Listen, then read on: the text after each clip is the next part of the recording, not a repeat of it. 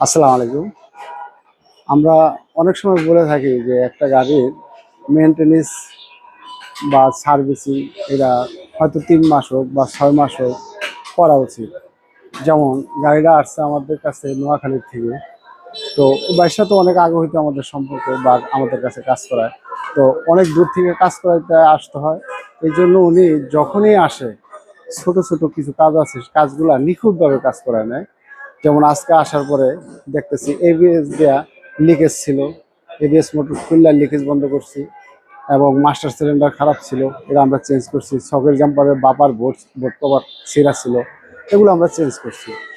তো আমি বলবো আপনার ছোট ছোট কিছু কাজ আছে, এই কাজগুলো করাইলে আপনার গাড়িতে বড় রোগের থেকে মুক্তি আসে। যেমন আপনার একটা হ্যাঙ্গার বুশ ছিঁড়ে গেছে, একটা হ্যাঙ্গার বুশের জগতে দেখা গেছে বল জয়েন্ট ন্যাকেল জয়েন্ট এই মালগুলো খারাপ হয়ে যায়।